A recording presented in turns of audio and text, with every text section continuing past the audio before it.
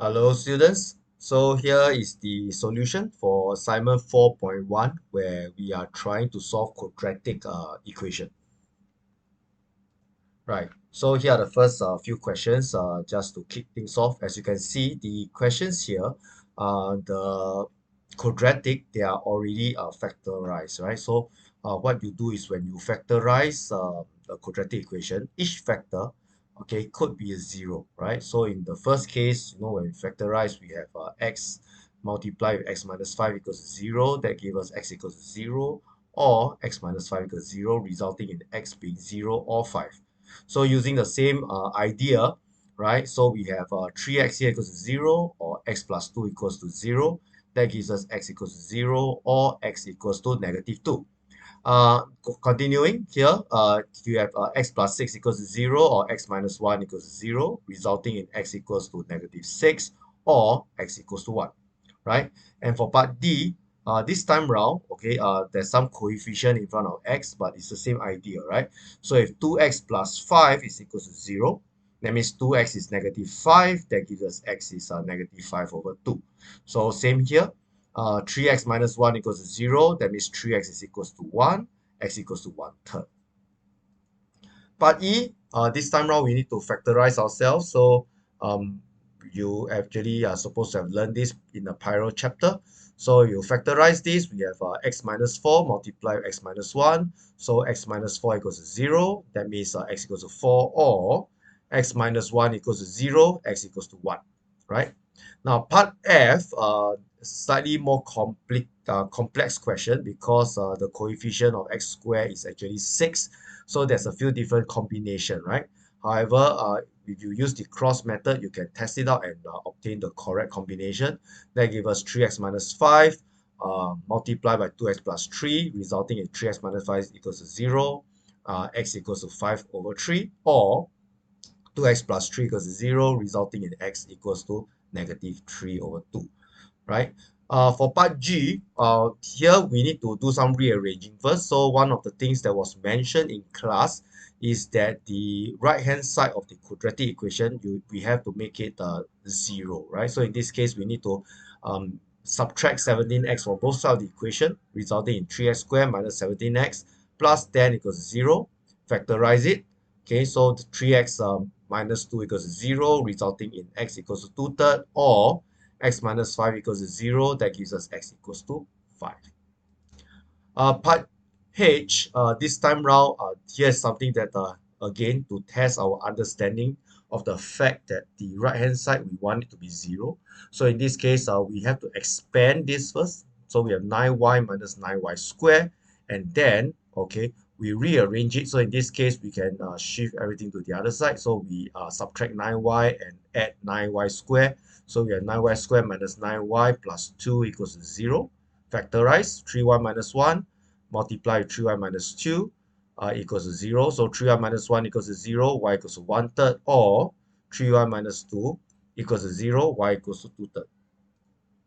Okay, question 2. Now, question 2, what the question requires us to do is to begin with the solution.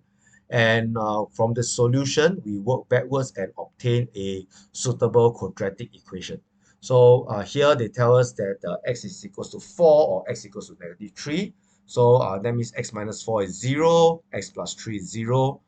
Multiply them together. So x minus 4 times x plus 3 on the left hand side, 0 times 0 on the right hand side. That gives us x squared minus x minus 12 when we expand it, right? So that's what we have here.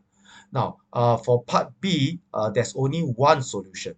So what this tells us that this particular x-intercept is there's only one x-intercept, or single root, or sometimes we say repeated root for this quadratic.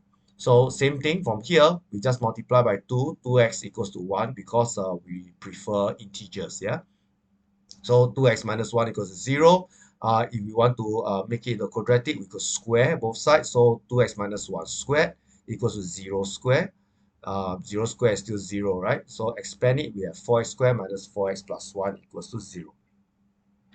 Now for part C, this time round we are dealing with fractions, but still the same idea, right? So x equals to 2/3 means 3x equals to 2, which means 3x minus 2 equals to 0. the other root, x equals to negative 3 quarter. So that means 4x equals to negative 3, 4x plus 3 equals to 0. Put them together, 3x minus 1 times 4x plus 3 equals to 0. Expand, we have 12x squared plus x minus 6 equals to 0. Now, question 3, right? So question 3, well, this time round, here we have another situation where we need to factorize. Now, for those of you who are using the newer models of the calculator, you can always make use of the calculator to obtain the final solution directly. But of course, we need to demonstrate that we understand the concept that the factors, product of factors, allow us to do the solution for quadratic, right? So we know that it's going to be 4 third and x equals to 2. So from here, we can, okay, actually derive the correct combination, which gives us 3x minus 4 times x minus 2. Alternatively, of course, if you are comfortable with the cross method, you feel free to do that, right? So this is something I've explained in class. So this is a solution for 3a. Now, for 3b, here's an interesting scenario, right? They are saying, okay, um, this time round we want to find y, right? But we know the relationship between x and y, right? X is equals to y minus 1. So all we need to do after we've done that is to replace the x with y minus 1. So if we do that, y minus 1 is now 4 over 3. So I plus 1, uh, y is 7 over 3. And then y minus 1 is equals to 2. That means y is actually equals to 3, right? So we can actually just do a substitution in this manner. Okay, question 4. Question 4, this time round, they tell us that one of the solution is actually x equals to negative 2.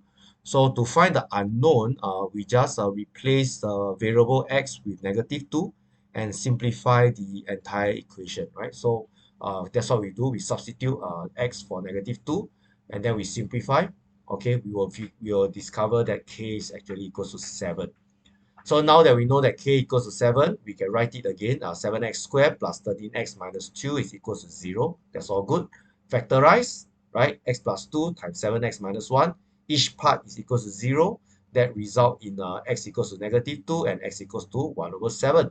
So since the first solution was given to us, x equals to negative 2, the other solution that will be this one, right? X equals to 1 over 7. Now, question 5. Question 5 this time round, what happened is the variable is actually xy, right? So we can, okay, again, use the cross method if you are comfortable doing that. Alternatively, you can see that I put on the top right of the screen. You can let p be equals to xy. So by doing that, we are dealing with just a single variable p. That's one tip for you. So if you do that, it will be what we have already done. Okay, so that will give us like 3p squared plus 7p minus 6 equals to 0. So 3p minus 2 times p plus 3 is 0. So 3p minus 2 equals to 0. And then after that, we replace the xy back. Okay, so we replace the p with the xy. Okay, we get this. To find the relationship between x and y, well, just basically it means make y the subject. So divide by 3x on both sides, we get y equals to 2 over 3x. Same idea here, right? So we have xy plus 3 equals to 0. Xy is negative 3, so y is negative 3 over x. Okay. And finally, for question 6, if you look at your question, at step 4, what happened is both sides of the equation, we actually divide by x minus 1. But we can't do that, right? Because, well, x minus 1 could be equal to 0, and we know that we are not supposed to divide by 0 in this situation, right? So that was the reason why we have a strange occurrence of 1 equals to 2. Okay, so that's your first assignment. Hope you are successful with it and have a nice day.